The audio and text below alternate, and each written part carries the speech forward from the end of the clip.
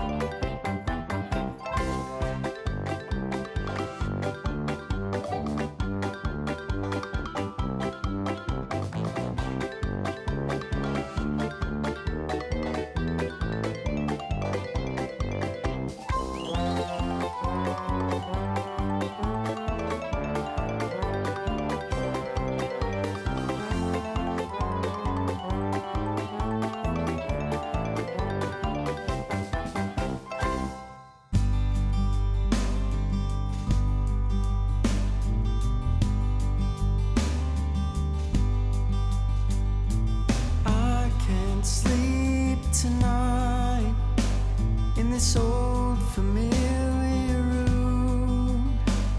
Street lights hide the night, starlight fills this room. These days are hard in times of trouble. The morning sun breaks to the dawn of a new day. Can I take another hard week? Could I run a little faster? These days are hard in times of trouble.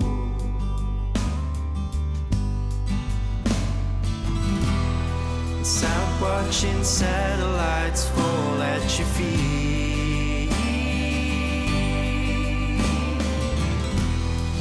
I am so tired that I cannot sleep.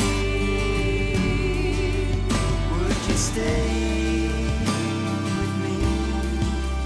Will you be my star across the river?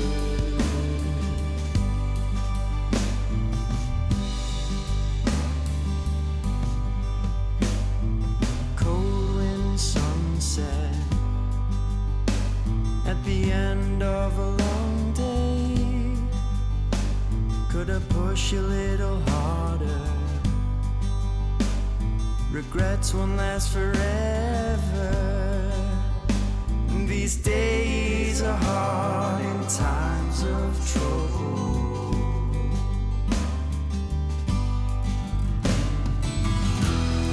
Stop watching satellites fall at your feet.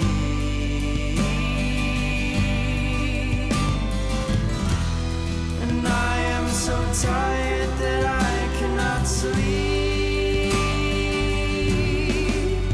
Would you stay with me? Will you be my star-crossed lover?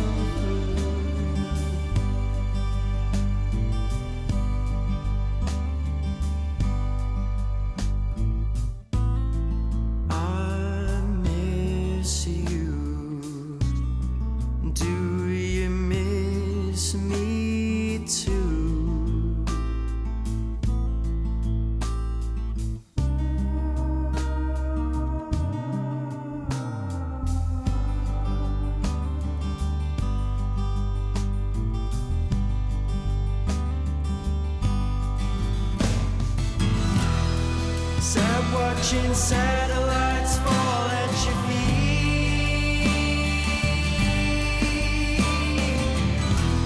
And I am so tired that I cannot sleep. Would you stay with me?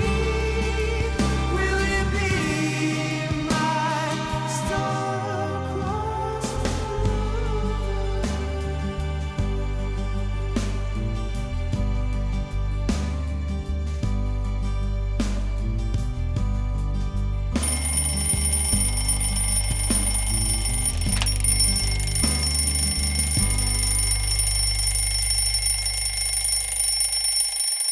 So the next bit, we've got these pictures. Will take a little bit to dry, but I'm going to work straight into them, and we can look at each one. It might be useful maybe to cut them up, because then they'll stop sort of influencing each other. So I'll cut the paintings up.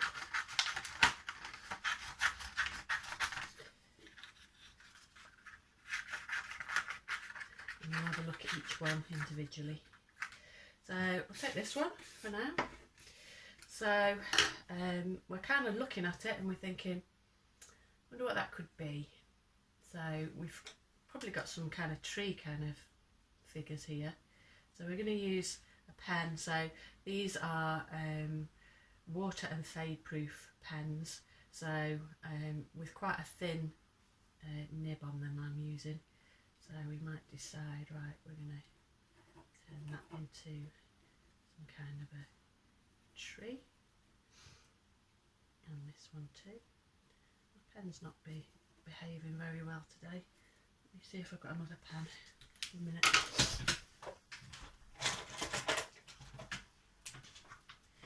I'll try with this one. It might be because it's still a bit wet. So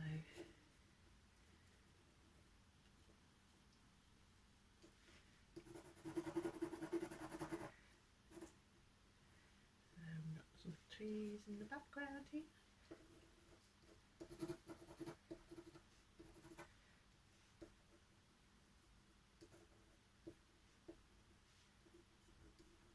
Better if you leave it to dry for a bit.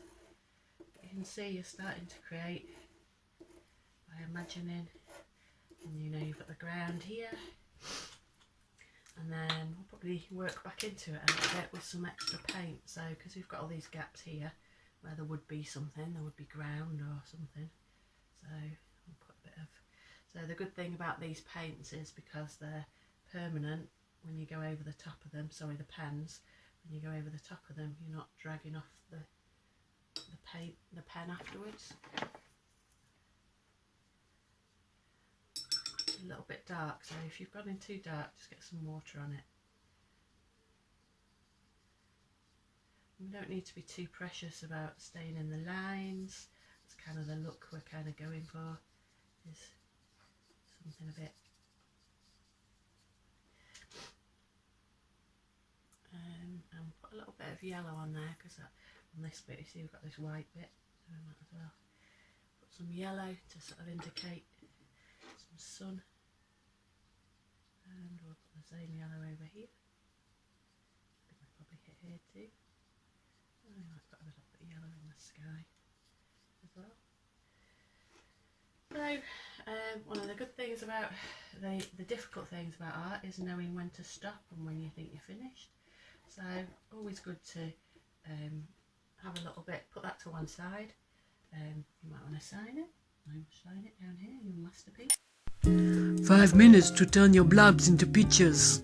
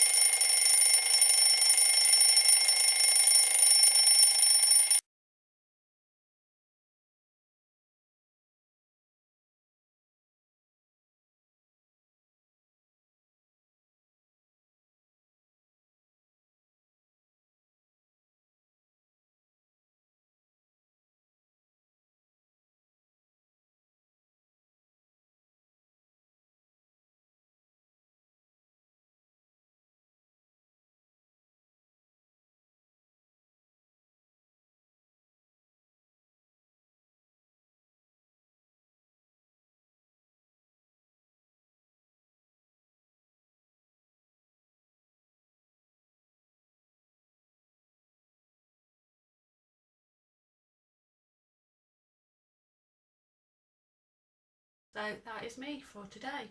A little tree picture. Hello.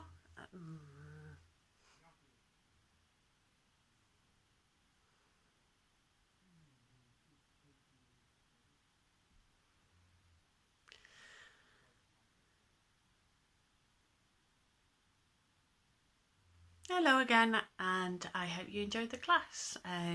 Just a quick summing up from me. So thank you very much to our tutor today. Also thank you to all the musicians who inputted music. We are passionate about making sure that we pay musicians for the music that they provide, and also artists for the massive amount of time that they provide in producing the film and being here today. So if you do find that you've got a bit of spare change in your pocket, please do feel free to support us on patreon.com. So on this site you'll find different tiers that you can use to support the project. So the first one is just $3 a month, and that will with lots of people joining in, allow us to start paying some artists and get some new music on the films as well. And then if you find yourself in a wonderful position of having a little bit more and also want to start collecting some artwork, you can try the £50 tier, and that you'll get a piece of artwork from myself every month. So yeah, thank you very much for coming along. Hope you've enjoyed it. Please do share, and that's it from me. Cheerio.